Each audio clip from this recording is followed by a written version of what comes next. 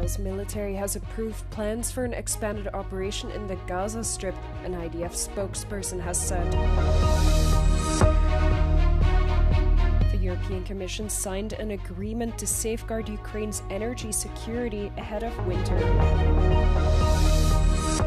Wildfires across Europe are causing massive damage and the evacuation of thousands as a heatwave scorches the southern part of the continent. Israel's military has approved plans for an expanded operation in the Gaza Strip. As part of the plan approved by Chief of Staff Eyal Zamir, Israeli soldiers would move into areas where Israel believes Hamas is holding the remaining living hostages. No other details about the plan or a timeline have been released, but it comes just days after Israel's security cabinet approved plans for the takeover of Gaza City.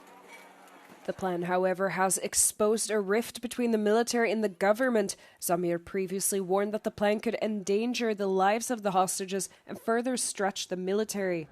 Israel's Prime Minister Benjamin Netanyahu responded via a post on X, saying that if he objected to the plans, he could resign. The statement comes as global outrage has been growing over the continuously rising civilian death toll in Gaza. In the latest of almost daily such incidents, local health officials reported that on Wednesday dozens of Palestinians seeking aid were again killed by Israeli gunfire.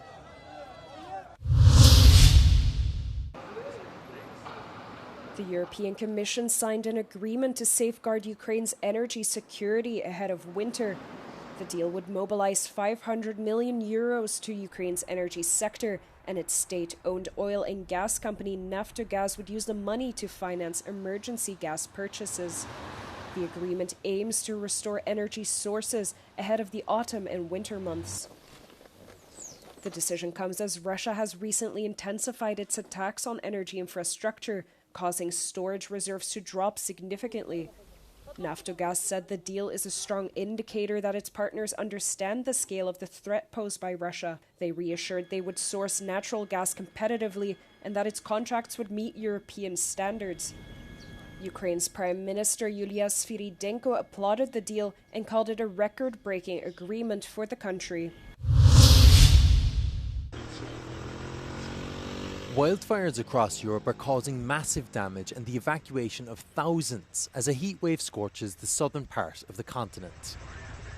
Firefighters battle to control wildfires on the outskirts of Greece's third largest city of Patras. 7 major wildfires forced multiple evacuations, destroying homes and businesses. High winds hindered firefighting efforts on nearby islands, where authorities were on standby to evacuate tourist resorts. Other severe fires burned in the western part of Greece's mainland and on the island of Chios. In bordering Albania, wildfires burned forests, houses and killed at least 1 person. Several villages have been evacuated as the wildfires continue to affect parts of the country. Authorities say around 30 fires are endangering residents and burning forest areas. Albanian officials say they mobilised around 1,000 firefighters, army personnel and local staff to fight the flames. In Spain, thousands are facing evacuation orders as wildfires burn across the Iberian Peninsula. Firefighters have largely contained a blaze outside Madrid that broke out on Monday night. The fire killed a man and affected over 1,000 hectares of land. Several people have been arrested by Spanish officials as the alleged perpetrators of fires that have broken out. In Portugal, emergency services are battling a series of wildfires amid another heatwave. Authorities there said 3 major fires that started over the weekend were of concern. Around 2,000 firefighters are on the ground to try to tackle the flames, with more than 700 working to control a fire in Trancoso. An extreme weather alert was extended until Friday throughout mainland Portugal. Italian firefighters are tackling a wildfire on Mount Vesuvius, where fires have been blazing since Friday. Planes drop water over the flames hundreds of times to contain the wildfire. Europe is warming faster than any other continent, according to the EU Copernicus Institute, and wildfires have massively impacted the continent over the summer. Wildfires across Europe are causing massive damage and the evacuation of thousands as a heat wave scorches the southern part of the continent. Russian strikes killed at least 6 and injured 15 just days ahead of truce talks between US President Donald Trump and his Russian counterpart Vladimir Putin. 4 were killed in the Kherson region, including 2 civilians in a car. Kherson's governor said the strikes hit and damaged residential areas and infrastructure, such as a high-rise building, 5 houses, a cell tower, and several vehicles.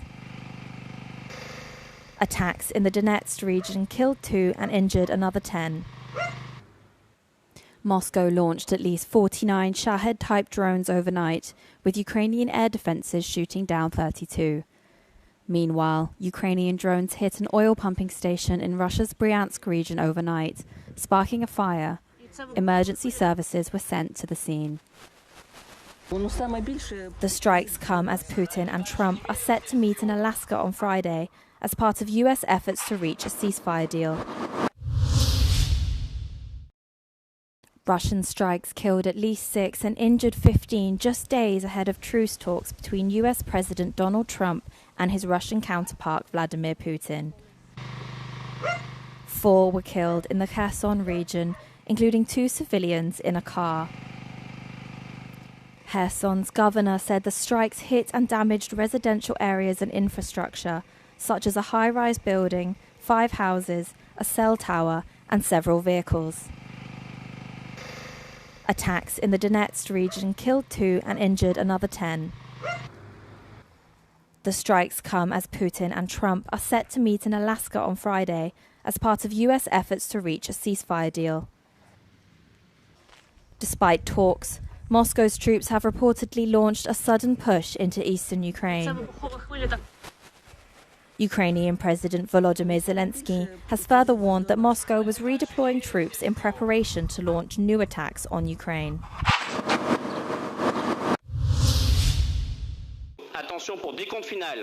The Ariane 6 rocket launched for the 3rd time on Tuesday, carrying a satellite into orbit for weather forecasting and climate monitoring. 3, 2, 1, top, allumage de CSR et décollage. Besides supporting Europe's environmental mission, the spacecraft is also crucial for granting the continent independent access to space, hereby reducing its reliance on Elon Musk's SpaceX. Ariane 6 had its inaugural flight in July of last year, and it was launched again on its first commercial mission in March of this year. Typhoon Podul reached eastern Taiwan on Wednesday, bringing powerful winds and torrential rain to large parts of the island, local authorities said.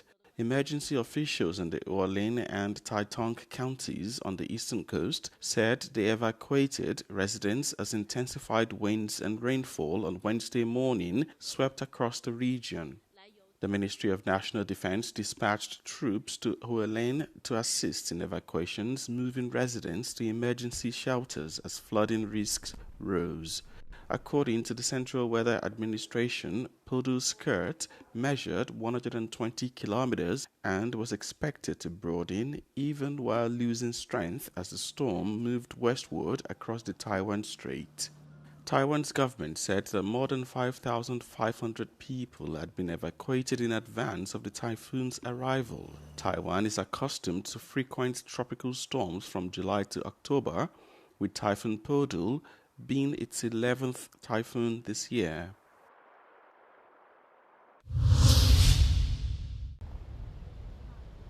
With her granddaughter on her lap, Monique enjoys a trip to the North Sea in a beach wheelchair. In Belgium, 8 beaches are accessible to people with reduced mobility, such as here in Ostend. Want ik wou altijd heel graag ook eens de golven en de zee in. En ik kon dat niet. En toen hebben ze dat uitgevonden. En ik genoot ervan. Ik was ook helemaal nat als ik eruit kwam. En het was heerlijk. En de kleinkinderen genoten er ook van. Want dan zagen ze oma ook eens in het zwembad. The Flemish agency Inter launched the Sun Sea Carefree program in 2006 to make the Belgian coast accessible to all. Its founder emphasizes 2 essential elements, providing adapted infrastructure and equipment, but also assistance. There is an accessible environment that's important, with also facilities like beach wheelchairs, but also about a parking place that is accessible and nearby, a tram stop that is accessible and nearby. We have changing places, accessible toilets, showers, those things that everyone needs when they go to the beach. But the environment is important, but also the assistance. If necessary, assistants can push users into the sand and accompany them while they swim.